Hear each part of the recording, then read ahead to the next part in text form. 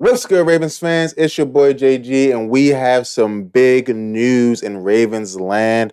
I'm a little late, but I still wanted to comment on it. Of course, you guys will see me do reactions to all the analysts talk about it, but the Ravens have hired our new offensive coordinator. It's Tom Monken, and I'm going to go through some of the great stuff that he does and some things that I'm a little nervous about, and I think the Ravens fans should be nervous about too. But we're going to start by first saying subscribe to the channel. You want to join the team? Join the team, subscribe. Now, one of the positive things I think that he brings to the table is that you always want to hire from strength. And what do I mean by that, right? You always want to hire the best, right? That's why, in my honest opinion, I thought that if we could get Eric Bieniemy from Kansas City, that would be awesome because he is literally the best. They just won a Super Bowl again, right? However, of course, that's the sideways step. Why would he do that? To be 100% honest.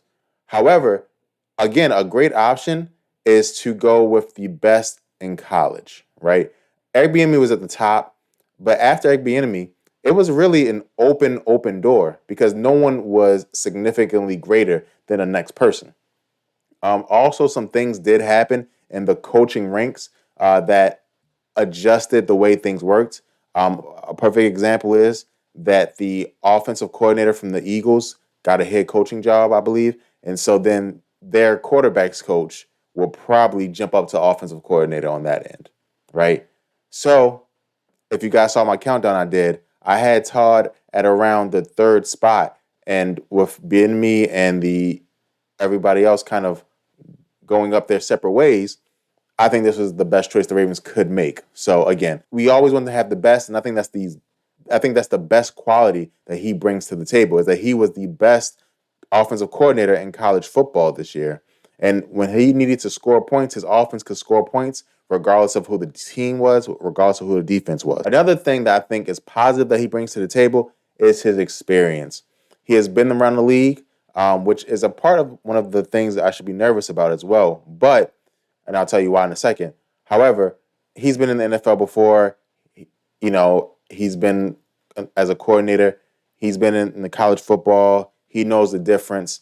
That's one thing when college football coaches go to the NFL, and one of you guys pointed this out to me that he was an offense coordinator in the NFL technically, even though he wasn't calling plays. He was an offense coordinator in the NFL. You know the rigor that you have to deal with, right?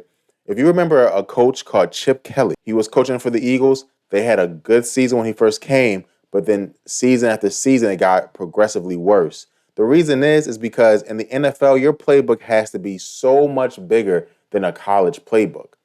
And sooner or later, defenses catch on. You have to remember, in college football, the head coaches, they're recruiting 50% of the time, right? During the offseason, they're recruiting. They're not sitting in a boardroom, drawing up plays how to stop certain players, right? In the NFL, the recruiting part of it, right, is all the general manager, right? It's not really recruiting, drafting, free agency, all that stuff, right? That's all the general manager. So the coaching staff has all year to get better. And that's the difference between college and NFL, one of them. And so that is something that he won't have a giant curve on because he has already been there and he did it with a pro style system. So he took his pro style system to Georgia, had success. He's going to bring it back to the NFL, make some tweaks. I did see the stat that Georgia were, I believe, a top 5 offense in terms of using 2 tight ends and a tight end and a fullback. I mean, that's Ravens football and John Harbaugh's heaven, right? So with all that being said, I do think that's a good part of why we got him.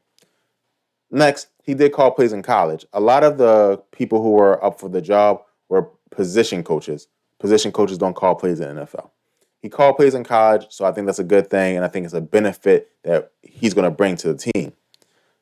Now, I want to talk about 2 negatives. The first negative is he was on the Browns coaching staff that, didn't really have great coaching success.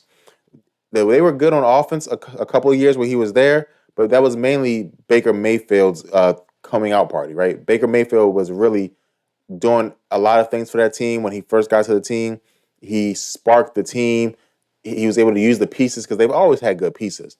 Use the pieces they had to get some wins. However, he just wasn't a good fit for that team and eventually went down to college, right? So that's one thing I think that will be bad is that when he was in NFL, he was not successful. You cannot call him success for that. Another thing I think is a little bad is that I think he falls a little bit too much in the John Harbaugh mode. I think that John Harbaugh has, his vision of what he wants and is so strong.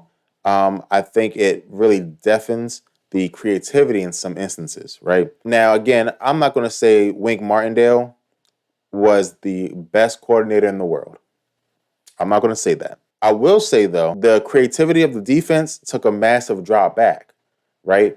And the only creativity that came was because there are players on our defense who are just so special. You have to figure out how to use them to the best of their ability. A perfect example of this would be Kyle Hamilton. You can't just put Kyle Hamilton back there in a two safety set and just say, hey, play one half. It's not going to use all of his talent. Thus, that's where the creativity from our offense came from. But with Wink Martindale, the creativity was just coming out of everywhere. Now, that did hurt us when our players got injured, and now you're asking lesser players to be creative, and they just can't do that.